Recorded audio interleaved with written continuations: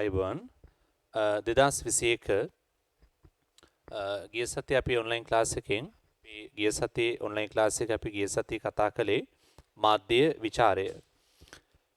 එතකොට මාධ්‍ය විචාරය කියන මේ 6 වෙනි පාඩමේ අපි විචාරයේ හැඳින්වීම ගැන කතා කළා. විචාරයේ හැඳින්වීම සහ මාධ්‍ය විචාරයේ අවශ්‍යතාවය කියන ප්‍රධාන මාතෘකා දෙකක් අපි ගිය සතියේ සාකච්ඡා කළා ඔන්ලයින් ක්ලාස් එකේ.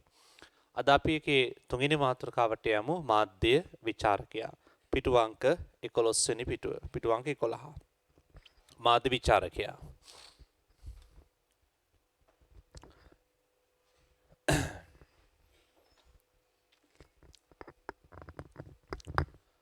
දැන් මේ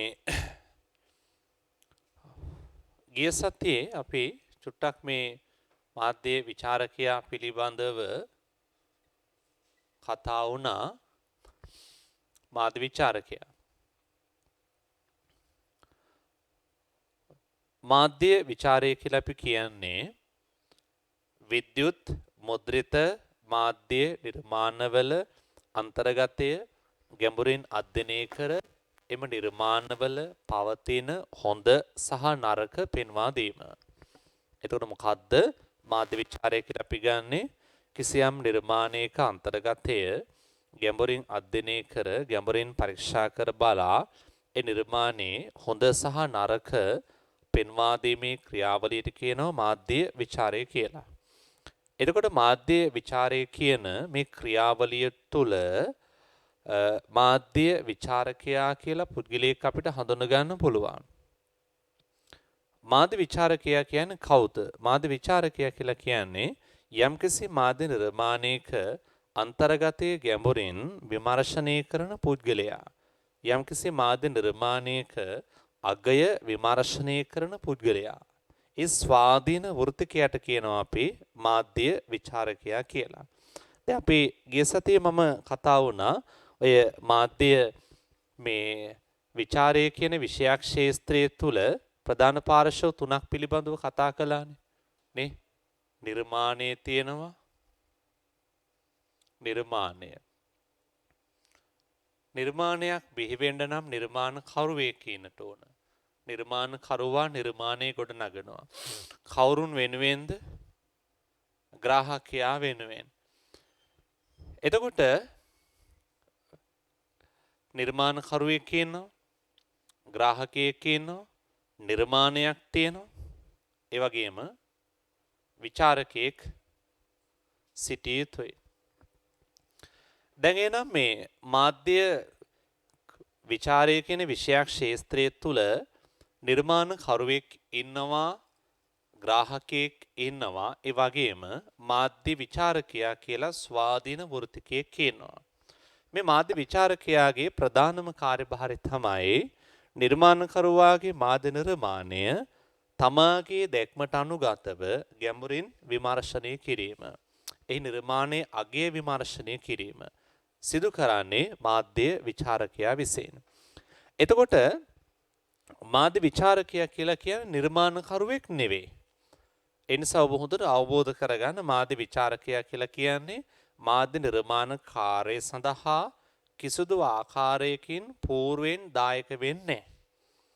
ඒ කියන්නේ මාධ්‍ය නිර්මාණ ක්‍රියාවලිය සඳහා කිසිදු ආකාරයකින් සම්බන්ධ නොවි මාධ්‍ය නිර්මාණයේ හැඩරුව නැවත විනිශ්චයට බඳුන් කරන කෙනෙක් තමා විචාරකයා කියලා කියන්නේ.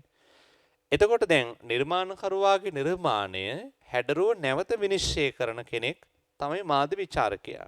ඒ නිසා විචාරකයා කියන්නේ නිර්මාණකරුවාගෙන් වෙනස් කෙනෙක්. නිර්මාණකරුවා කරන නිර්මාණය බිහි කරන එක. ඒ ක්‍රියාදාමයේ සඳහා මෙයා සම්බන්ධ වෙන්නේ නැහැ. හැබැයි නිර්මාණකරුවා බිහි කරපු නිර්මාණයේ අන්තර්ගතය එහි හැඩරුව නැවත විනිශ්චය කරන කෙනෙක් තමයි විචාරකයා කියලා කියන්නේ. ඒ නිසා දැන් අපිට පැහැදිලි විචාරකයා කියන කෙනා නිර්මාණකරුවාගෙන් වෙනස් කෙනෙක්. නිර්මාණකරුවෙක් නෙවෙයි. ඊළඟ කාරණාව තමයි විචාරකයා කියන කෙනා පුතේ ග්‍රාහකයාගෙමුත් වෙනස්. ග්‍රාහකයාගෙනුත් වෙනස් වෙනවා. එතකොට විචාරකයා කියන කෙනා ග්‍රාහකයාගෙනුත් වෙනස් වෙනවා. එයා ග්‍රාහකෙක් නෙවෙයි කියන්න බෑ. විචාරකයා කියන කෙනා අපි ගත්තොත් විචාරකයා යම් විදිහකට ගත්තොත් ග්‍රාහකෙක් තමා. හේතුව මොහු නිර්මාණකරුවාගේ නිර්මාණය මෙයා ග්‍රහණය කරගන්නවා. නමුත් මෙයා සාමාන්‍ය ග්‍රාහකයෙක් නෙවෙයි. ඒකට හේතුව සාමාන්‍ය ග්‍රාහකයෙක් නොවන්නේ විචාරකයා තුළ තිබෙනවා අසාමාන්‍ය බුද්ධියක් තියෙනවා. අසාමාන්‍ය බුද්ධියක් තියෙනවා, අසාමාන්‍ය චින්තනයක් තියෙනවා, අසාමාන්‍ය දැක්මක් තියෙනවා. පැහැදිලිද? සාමාන්‍ය ග්‍රාහකයාගේ බුද්ධියට, සාමාන්‍ය ග්‍රාහකයාගේ චින්තනයට, සාමාන්‍ය ග්‍රාහකයාගේ තේරුම් ගැනීමේ හැකියාවට වඩා වැඩි බුද්ධියක්, චින්තනයක්, දැක්මක් සහිත කෙනෙක් තමයි විචාරකයා කියලා කියන්නේ. ඒ නිසා සාමාන්‍ය ග්‍රාහකයා අභිභවාගිය අසාමාන්‍ය බුද්ධිමත් ග්‍රාහකයෙක් විදිහට අපිට හඳුන ගන්න පුළුවන් පුතේ විචාරකයා කියන කෙනා. ඒ නිසා දැන් ඔබට පැහැදිලි එනම් විචාරකයා යනු නිර්මාණකරුවෙක් නොවන අතර ඔහු සාමාන්‍ය ග්‍රාහකයෙකුදු නොවේ. නමුත් විචාරකයා කියන කෙනා නිර්මාණ කාර්ය සඳහා සහභාගී වෙන්නේ නැහැ పూర్වයෙන්. නමුත් නිර්මාණයේ අන්තර්ගතයේ විමර්ශනය කරනවා. ඔහු සාමාන්‍ය ග්‍රාහකයෙක් නෙවෙයි අසාමාන්‍ය බුද්ධිමත් ග්‍රාහකයෙක් වෙනවා. ඒ නිසා නිර්මාණ කරුවාගෙන් වෙනස් වන සාමාන්‍ය ග්‍රාහකයාගෙනුත් වෙනස් වන ස්වාධීන වෘත්තිකයෙක් විදිහට අපි හඳුන ගන්නවා මාධ්‍ය විචාරකයා. පැහැදිලිද? එතකොට මාධ්‍ය විචාරකයා කියන්නේ මොන වගේ කෙනෙක්ද? එක පැත්තෙන් ගත්තොත් දැන් මාධ්‍ය විචාරකයාට තියෙන්න ඕන හොඳ ඇහැක් තියෙන්නට ඕන. මාධ්‍ය විචාරකයාට හොඳ ඇසක් තිබිය යුතුයි. හොඳ දැක්මක් තියෙන්නට ඕන. මාධ්‍ය විචාරකයා වෘත්තීය නිර්මාණකරුවෙක් නොවුනත්, වෘත්තීය මාධ්‍යවේදියෙක් නොවුනත්, ඒ මාධ්‍යවේදී වෘත්තීය පිළිබඳව, මාධ්‍යවේදී වෘත්තීය පිළිබඳව, මාධ්‍යවේදී වෘත්තීය පිළිබඳව මනා දැනුමක් අවබෝධයක් විචාරකයා තුළ තියෙන්නට ඕන. පැහැදිලිද? 1. විචාරකයා වෘත්තීය මේ වශයෙන් නිර්මාණකරුවෙක් නොවුනත් මාධ්‍යවේදී වෘත්තීය පිළිබඳව නිර්මාණකරණය පිළිබඳව හොඳ අවබෝධයක් දැක්මක් මාධ්‍ය විචාරකයා තුළ තියෙන්නට ඕන. දැන් සිනමා කරුවාගේ සිනමා නිර්මාණය විචාරකයා විසින් විචාරය කරනකොට එයාට සිනමාව පිළිබඳව, කැමරාකරණය පිළිබඳව, තිර රචනය පිළිබඳව, සිනමාවේ ශිල්පීය උපක්‍රම පිළිබඳව හොඳ දැක්මක් අවබෝධයක් තිබිය යුතුයි.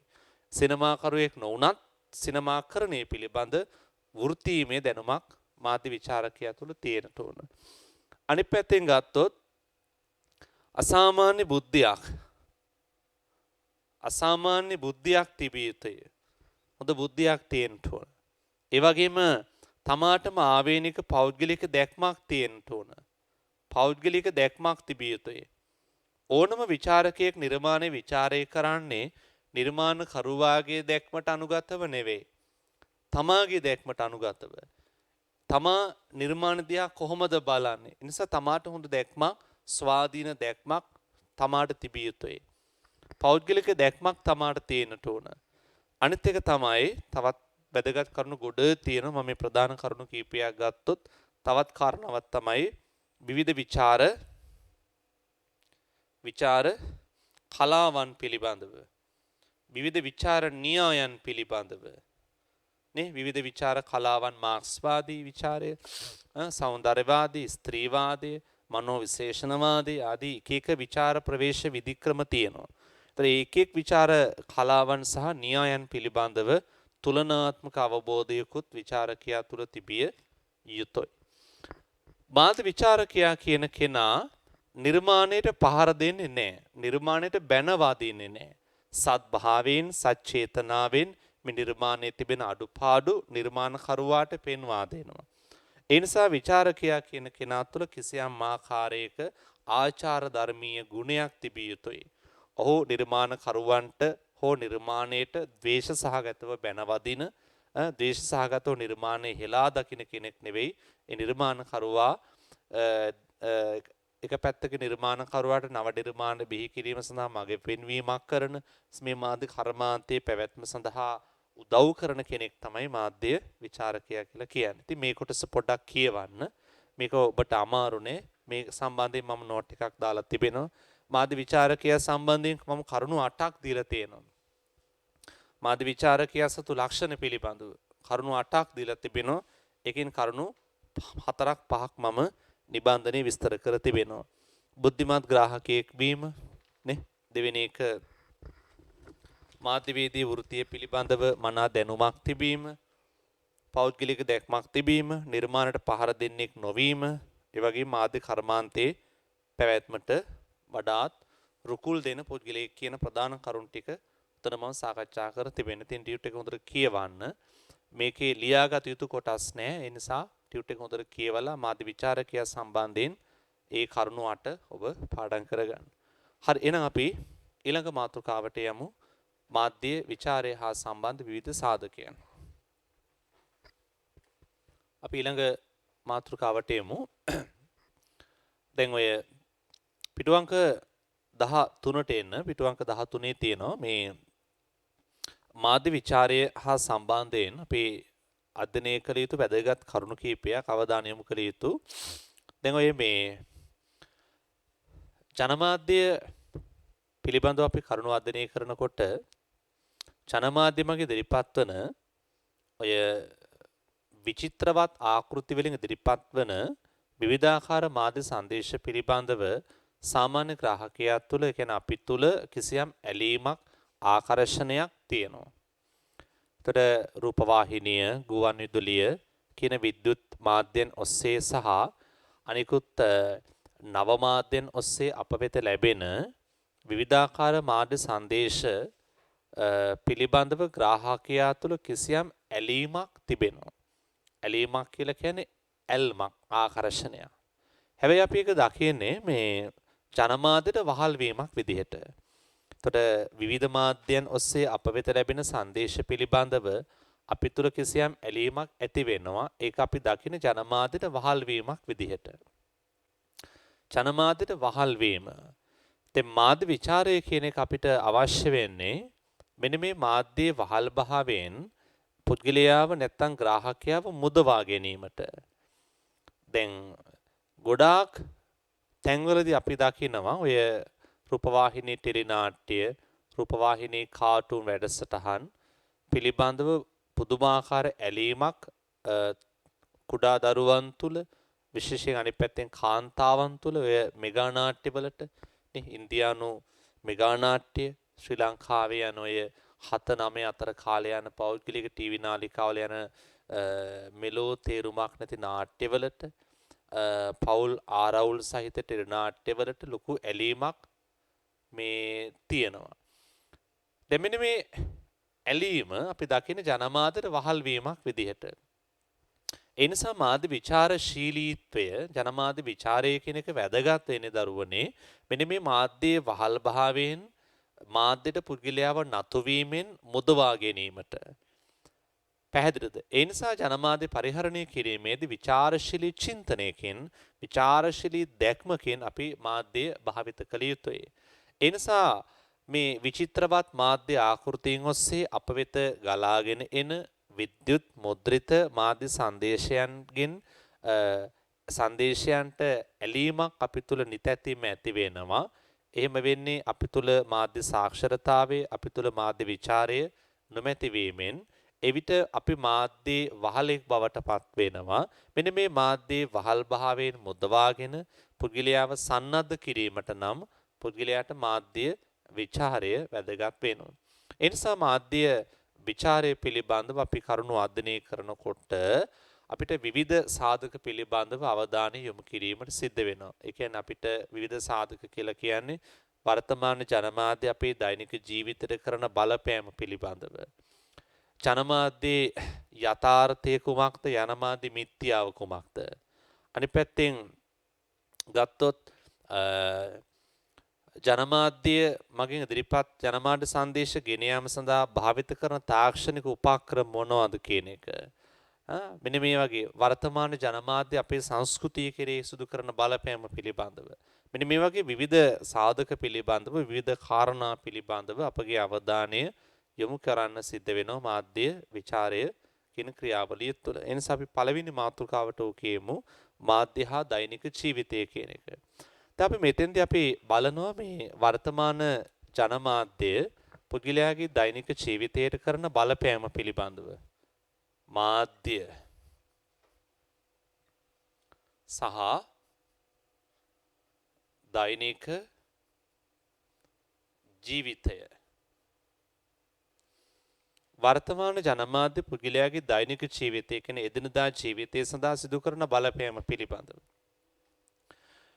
විශේෂයෙන්ම අපි ගත්තොත් දැන් ඔය ජනමාධ්‍ය පුද්ගලයා කෙරෙහි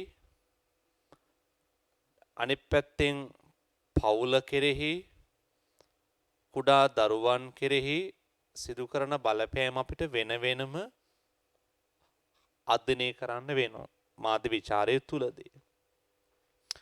ජනමාධ්‍ය කියලා අපි ගත්තොත් අපිට ඒක පුළුල් අපිට විවිධ මාධ්‍ය ගන්න පුළුවන්. ජනමාධ්‍ය කිව්වොත් අපිට විවිධ මාධ්‍යයන් ගන්නට පුළුවන්. ඒකට අයිති වෙනවා රූපවාහිනිය. අනිත් පැත්තෙන් අපි ගන්නවා ගුවන් විදුලිය. අනිත් පැත්තෙන් අපිට ගන්න පුළුවන් වර්තමානයේ තියෙන සිනමාව. අනිත් පැත්තෙන් අපිට ගන්න පුළුවන් නව මාධ්‍ය. අනිත් පැත්තෙන් සමාජ මාධ්‍ය. ඊට පස්සේ අපිට ගන්න පුළුවන් මුද්‍රිත මාධ්‍ය නේ. මුද්‍රිත මාධ්‍ය පුවත්පත් සංගරා පොත් කියන මාධ්‍ය. ඒතර මේ විවිධ මාධ්‍යයන් අපිට මේ යටතේ ගන්න පුළුවන්. එතකොට මෙන්න මේ විවිධ මාධ්‍යයන් අපි ගත්තොත් මේ විවිධ මාධ්‍යයන් අපේ ජීවිතේ කරන බලපෑම කුමක්ද කියන එක. දෛනික ජීවිතයේ මේ මාධ්‍ය දක්වන බලපෑම සාධනීය සහ නිෂේධනීය බලපෑම විචාරශීලී අවබෝධයකින් අපි වටහා ගත යුතුයි. වර්තමානයේ අපි ගත්තොත් වර්තමාන සමාජය අපි දකින්නේ මාධ්‍ය මූලික සමාජයක් විදියට. මේ සමාජය මාධ්‍ය මූලිකයි. මාධ්‍ය මූලික සමාජයක් කියලා කියන අපි මිනිස්සු ජීවත් වෙන්නේ, යන්නේ, එන්නේ, කන්නේ, බොන්නේ, කතා බහ කරන්නේ, හැසිරෙන්නේ, හිතන්නේ, පතන්නේ මේ හැම දෙයක්ම කරන්නේ ජනමාධ්‍ය මූලිකව. රූපවාහිනිය, ගුවන්විදුලිය, පුවත්පත, නව මාධ්‍ය, සමාජ මාධ්‍ය අනිත් පැත්තෙන් ගත්තොත් සෝෂල් මීඩියා, මේ මාධ්‍ය තමයි අපේ ජීවිතේ පාලනය කරන්නේ. නේ? දැන් අපි ගත්තොත් දැන් මුද්‍රිත මාධ්‍යයන් විදිහට ගත්තොත් පුවත්පත් සංගරා පොත් කියන මාධ්‍ය අපේ ජීවිතේ කරන බලපෑම් පිළිබඳව.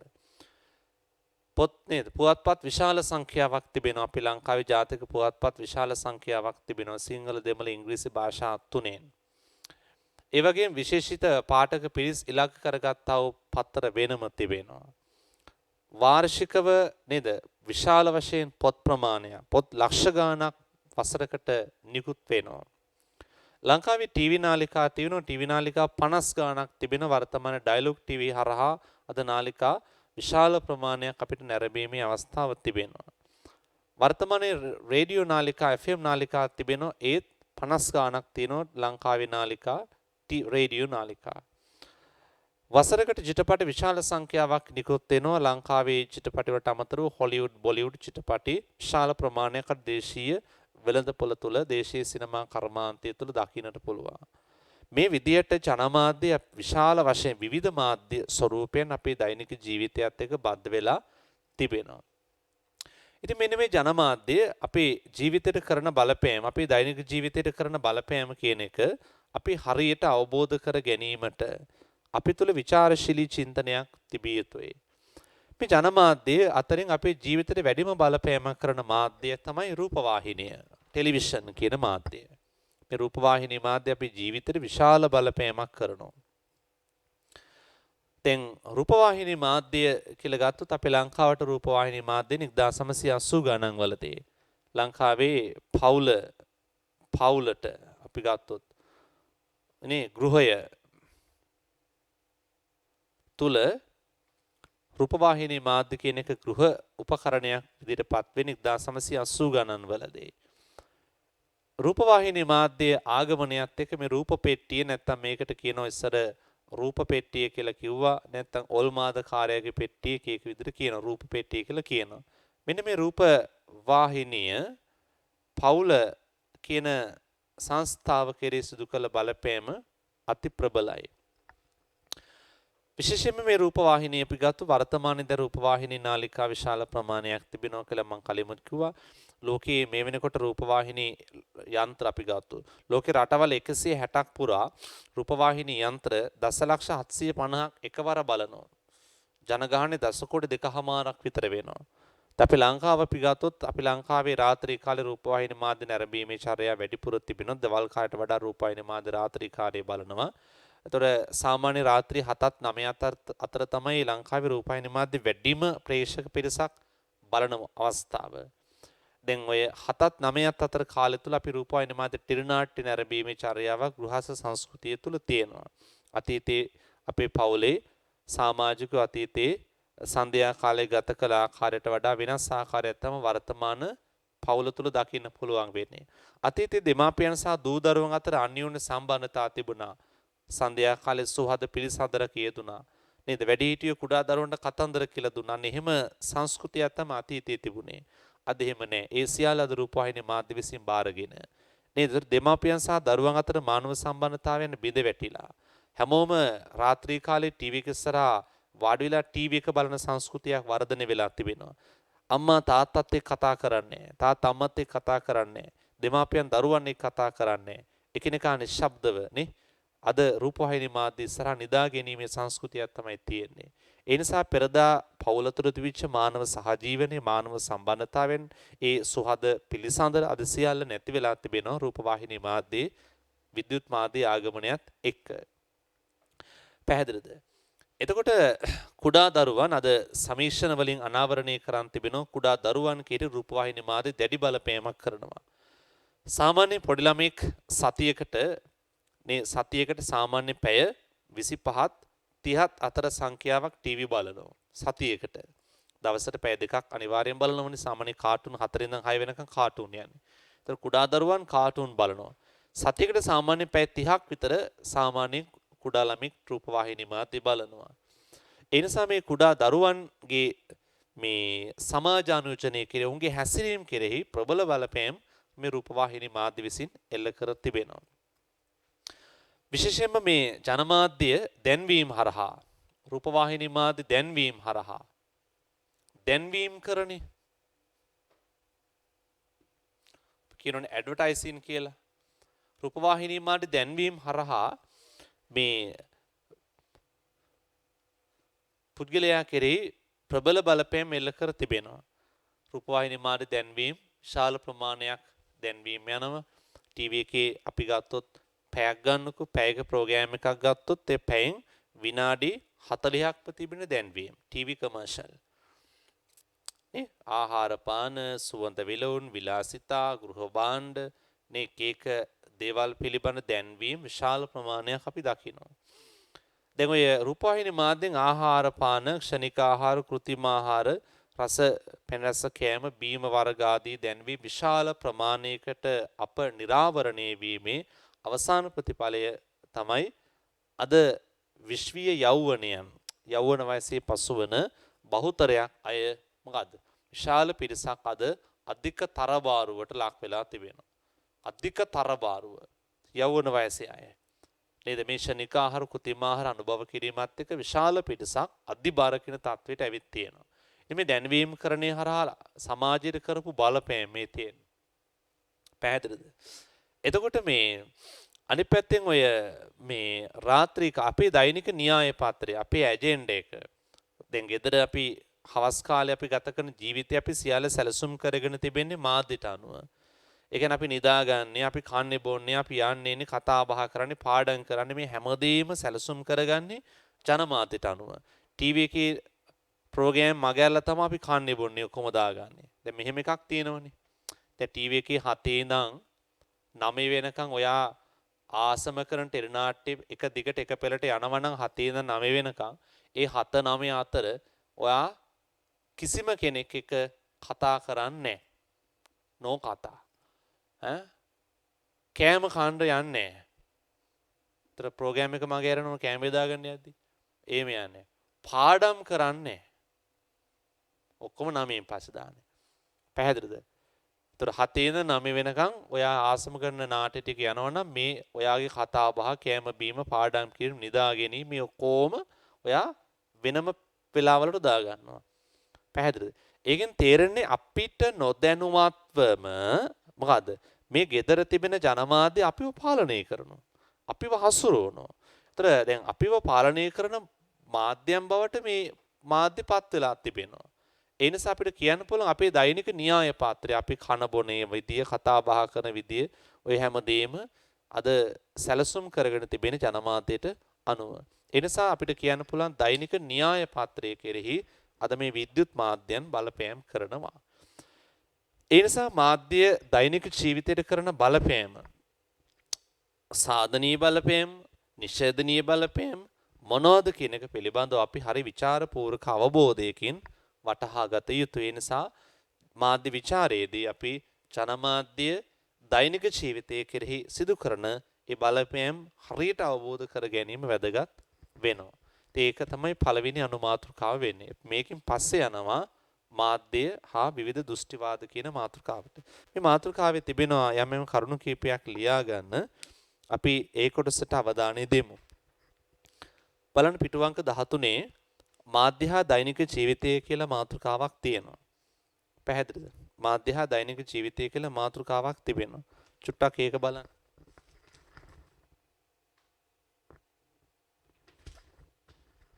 හරි. අවධානයෙන් බලන්න ටියුට් එකේ පොඩි කොටසක් තියෙනවා.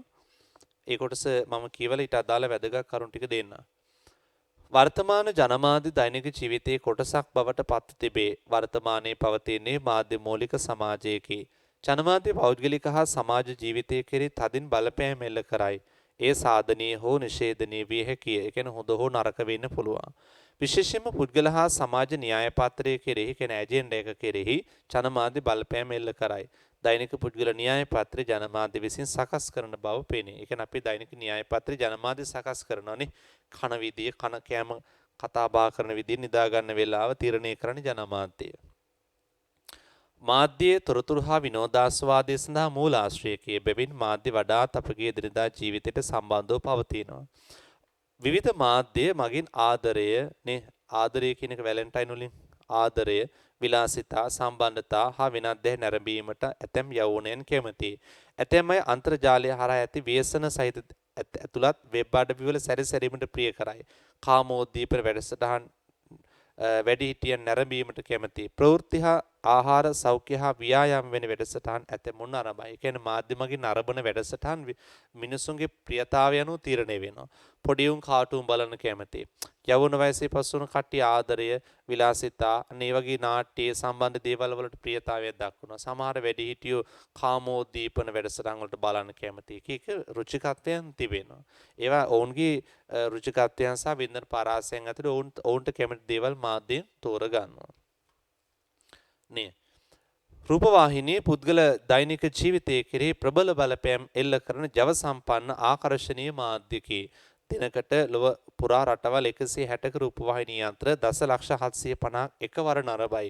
ජනගහනය 10,200,000 හයිලයිට් කරගන්න පස්සේ දිනකට රූපවාහිනිය දෙස පැය 2කමාරක් පමණ ලොව කුඩා දරුවන් බලා සිටින බව පරේක්ෂණ මගින් තහවුරු වී තිබේ. සාමාන්‍ය වශයෙන් සතියකට පැය 25-30 අතර ප්‍රමාණයක් රූපවාහිනී නරඹයි. විවිධ මාධ්‍ය වැඩසටහන් බලවත් ලෙස පිරිමි සහ ගැහැණු ළමයින්ගේ භූමිකා කෙරෙහි බලපානවා.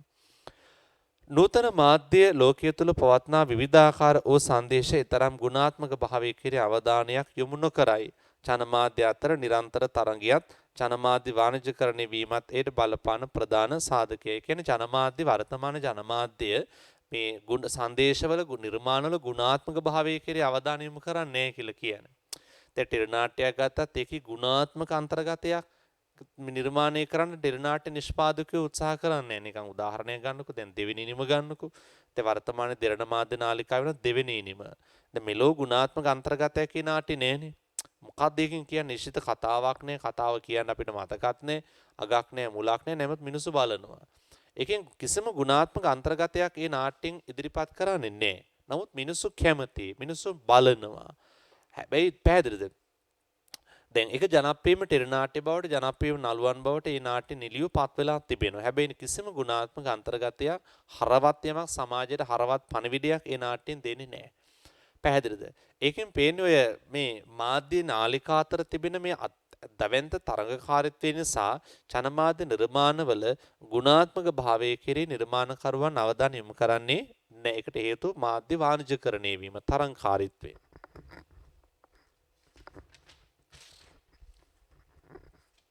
සිනමා හල්වල සිනමා භාවිත මගින් ලිංගික දර්ශන හා ප්‍රචණ්ඩත්වයේ අධික රූපවලට නිරන්තරයෙන් නිරාවරණය වීම සිදුවේ.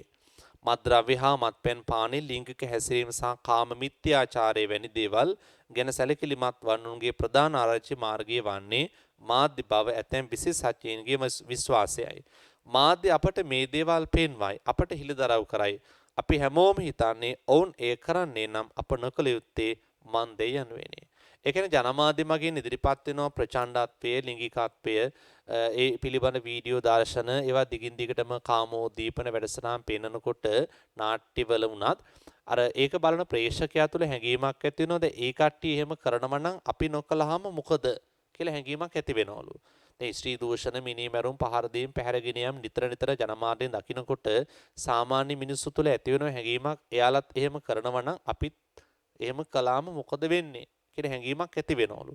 ඒ නිසා මේ ප්‍රචණ්ඩත්වය, ලිංගිකත්වය වගේ දේවල් ජනමාධ්‍ය මගින් නිතර පෙන්වන එක එච්චර සුදුසු නෑ සමාජයට. මොකද සමාජයේ මිනිස්සු තුළ මතයක් හැදෙනවා මේවා කළාට ගැටලුවක් නෑ, ගොඩාක් අය කරනවා, ගොඩාක් අය ස්ත්‍රී දූෂණ කරනවා. ඉතින් අපි කරාම අපි නොකලාම නේ ඇයි, අපිට කළාම මොකද වෙන්නේ? අන්න එහෙම හැඟීමක් ඇති වෙනවලු. යම්කිසි සිද්ධියක් අපි දැක්කහම තමයි උත්තේජනයක් ඇති වෙන්නේ. නේ එහෙම නෙවෙන්නේ. දැන් අපි ජනමාධ්‍ය මගින් අපි දකිනවා එවැනි දර්ශන දැක්කහම, චිත්‍රපටිවල උනත් එවැනි දර්ශන දැක්කහම තමයි ඒ ගැන හැඟීමක් අපි තුල ඇති වෙන්නේ. ඒ නිසා ස්ත්‍රී දූෂණ, මිනිමැරුම් නිතර ජනමාධ්‍යෙන් පෙන්වපුවාම ඒ පිළිබඳ උත්තේජනය සමාජය තුල ඇති වෙනවලු. පැහැදිලි. ඒක තමයි මේ විද්‍යාත්මකව පරීක්ෂණයෙන් ඔප්පු වෙලා තිබෙනවා. පසුගිය සියවස තුල විශ්වීය යෞවනයන්ට මාධ්‍ය මගින් සිදු වූ අහිතකර බලපෑම ක්ෂණික ආහාර පුරුද්දයි.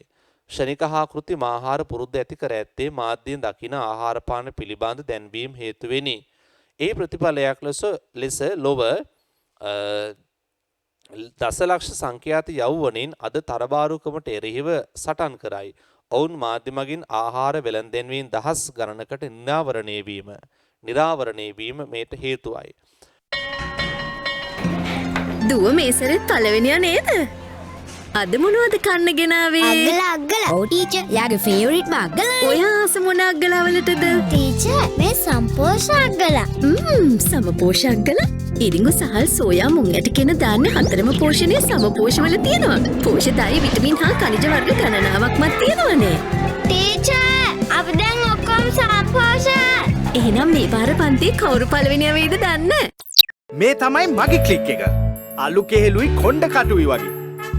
ලොකු සින්දාන අය, බඩි ටෝක් දෙන අය, නිව් ෆ්‍රෙන්ඩ්ෂිප් එක, අලුත් පපර කොට්ටුව, අලුත්ම ෂේප් එක, මාරම ටේස්ට් එක. මේ පපරේ කොට්ටුව එන ඒ ඔක්කොම සෙට් කරගොක්කට කවුරුත් එක් වෙන හිට් ගෑන්ග් වෙන රස. Maggi පපරේ කොට්ටු. Nestle, good food, good life. ඉක්මනට එන්න. අද මොනවද ඉගෙන ගත්තේ?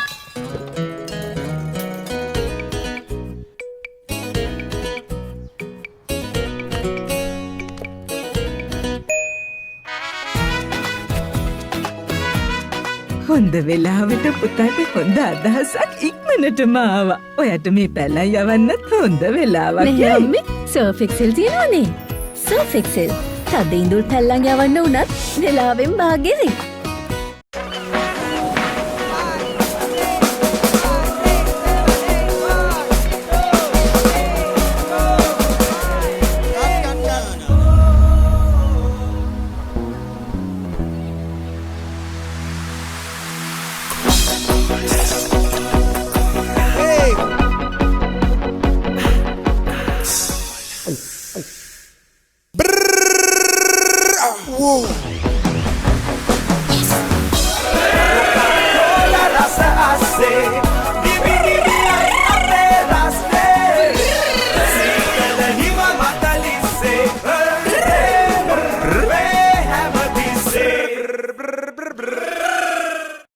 කුඩා දරුවන් තරුණ ප්‍රජාවට මේ හේතුවෙන් විවිධ ඍණාත්මක බලපෑම් සිදුව තිබේ.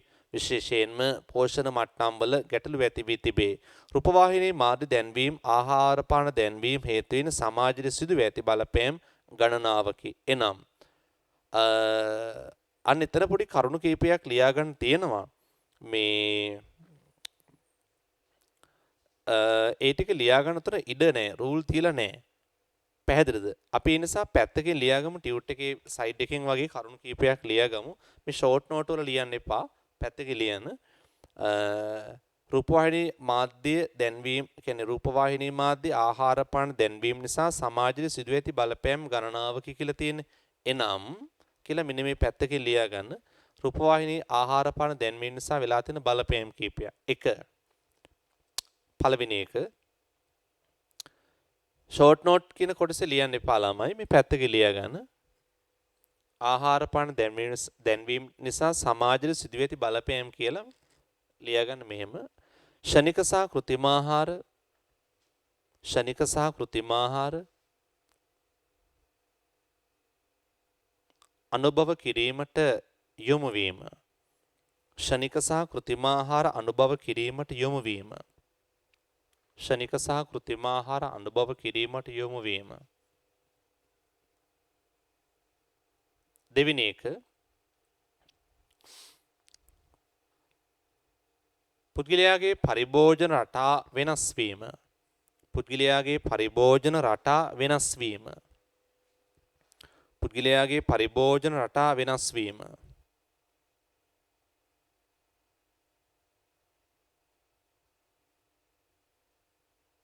තුන්වෙනි එක ළමුන්ගේ පෝෂණ මට්ටම්වල ගැටලු ඇතිවීම. ළමුන්ගේ පෝෂණ මට්ටම්වල ගැටලු ඇතිවීම. ළමුන්ගේ පෝෂණ මට්ටම්වල ගැටලු ඇතිවීම. පෝෂණ මට්ටම්වල ගැටලු කියන්නේ වරහන් ඇතුළට දාන්න මන්ද පෝෂණය, ඇලයිරක්, අධි පෝෂණය. ඔය දෙකම ඇති වෙන්න පුළුවන්. ළමුන්ගේ පෝෂණ මට්ටම්වල ගැටලු ඇතිවීම වරහන් ඇතුලේ මන්ද පෝෂණය, ඇලයිරක්, අධි පෝෂණය. මන්ද පෝෂණය කියන්නේ පෝෂණය අඩු වීම. අධි පෝෂණය කියන්නේ පෝෂණය වැඩි වීම. පෝෂණය අඩු වුණාම කෙට්ටු වෙනවා. පෝෂණය වැඩි වුණාම මහත් වෙනවා. පරාම වහන්න. ඊළඟ එක හතරවෙනි එක මේ ඔක්කොම දැන්වීම නිසා වෙච්ච බලපෑම්. හතරවෙනි එක දේශීය ආහාර සංස්කෘතියෙන් දුරස් වීම. දේශීය ආහාර සංස්කෘතියෙන් දුරස් වීම. අපිට තිබුණා පුතේ දේශීය ආහාර සංස්කෘතියක් තිබුණා. අපි මිනිස්සු අතීතයේ කෑවේ මොනවද? අලබදල මඤ්ඤෝකා හොස්තෙල් කාපු මිනිස්සු අපි. හැබැයි අද කුඩා දරුවන් කන්නේ ඒවා නෙවෙයි. ඒ ළමයි ඒවා දන්නේවත් නැහැ. ඒවා දැකලත් නැහැ. අද ළමයි කන්නේ නේද? බුරියානි, සබ්මැරින්, පීට්සා ඒවා තමයි කන්නේ නූල්ස්. එතකොට මේවා ක්ෂණික සහ කෘත්‍රිම ආහාර. ඒතර දේශීය ආහාර සංස්කෘතියෙන් දුරස් වෙලා මෙන්න මේ ක්ෂණික සහ කෘත්‍රිම ආහාර කන්න මිනිස්සු යොමු කළෙත් වෙළඳ දැන්වීම. දේශීය ආහාර සංස්කෘතියෙන් දුරස් වීම. ඊළඟ එක කුඩා දරුවන් තුල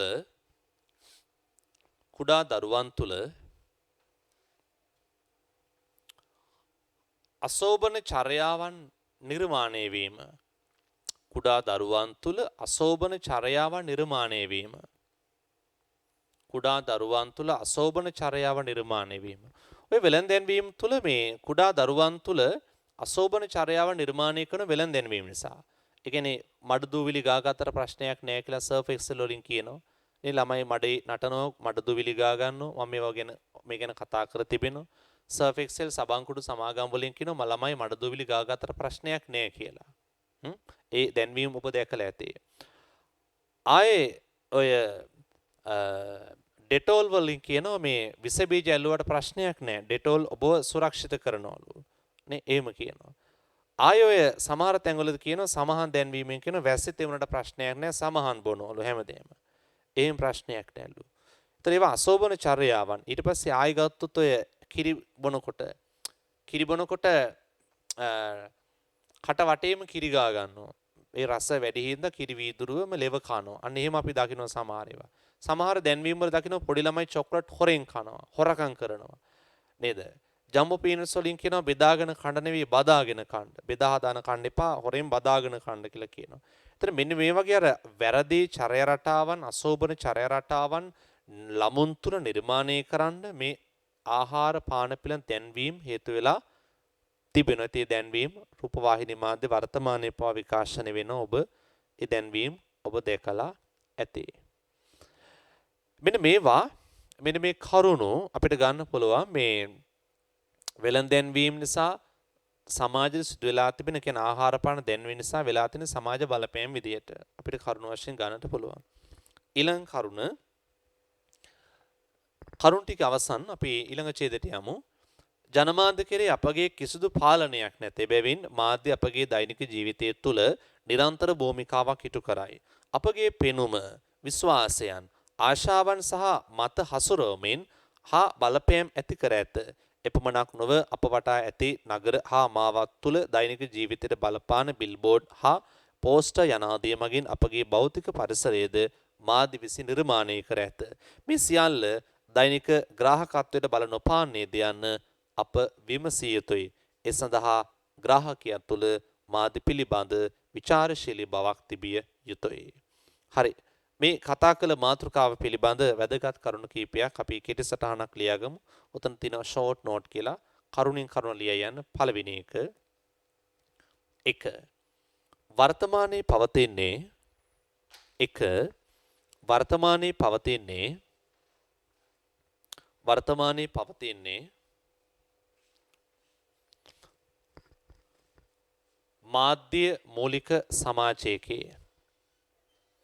වර්තමානයේ පවතින්නේ මාධ්‍ය මූලික සමාජයකේ. වර්තමානයේ පවතින්නේ මාධ්‍ය මූලික සමාජයකේ. ඊළඟ කරුණ තරු ලකුණක් දාන්න.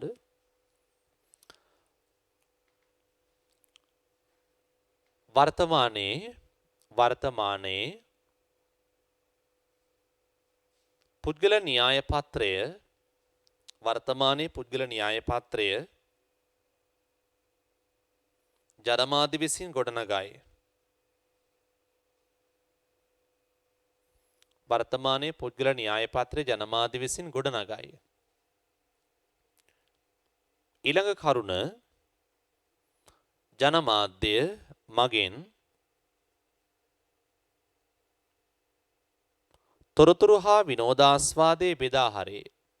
ජනමාධ්‍ය මගින් තොරතුරු හා විනෝදාස්වාදයේ බෙදා හරියි.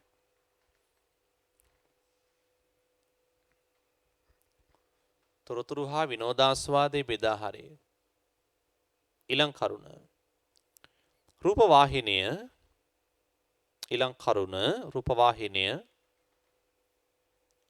දෛනික ජීවිතයට වැඩි බලපෑම් එල්ල කරයි. රූපවාහිනිය දෛනික ජීවිතයට වැඩි බලපෑම් එල්ල කරයි.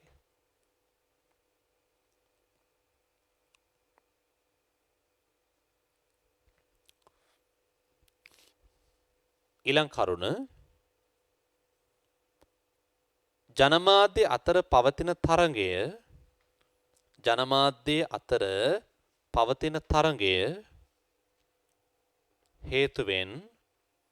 ජනමාධ්‍ය අතර පවතින තරඟය හේතුවෙන් මාධ්‍ය වැඩසටහන්වල ගුණාත්මක භාවය ගිලිහි ඇත. මාධ්‍ය වැඩසටහන්වල ගුණාත්මක භාවය ගිලිහි ඇත. ඊළඟ එක ජනමාධ්‍ය මගින් අධික ලෙස ප්‍රචණ්ඩත්වය හා ලිංගිකත්වයේ මුදා හරියි.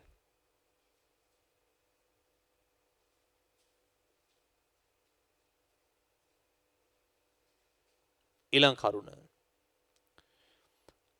මාධ්‍ය මගින්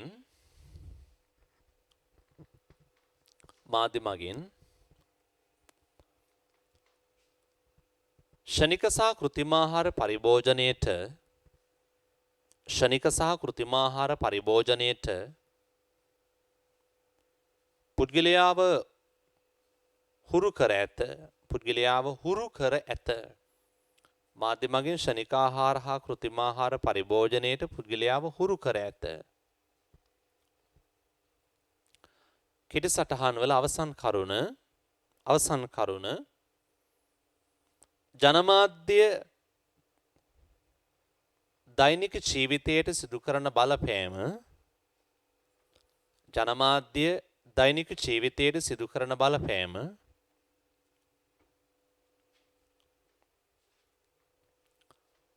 ජනමාධ්‍ය දෛනික ජීවිතයට සිදු කරන බලපෑම විචාරශීලීව අවබෝධ කරගත යුතුය. විචාරශීලීව අවබෝධ කරගත යුතුය.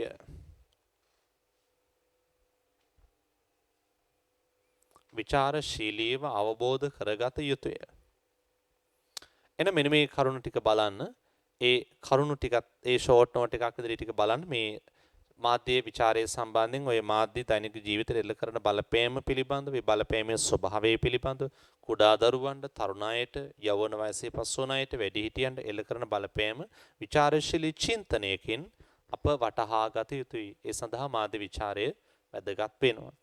අපි ඊළඟ මාතෘකාව මාධ්‍ය හා විවිධ දෘෂ්ටිවාද කියන මාතෘකාව අපි ඒ මාතෘකාවට ලබන සතියේමු.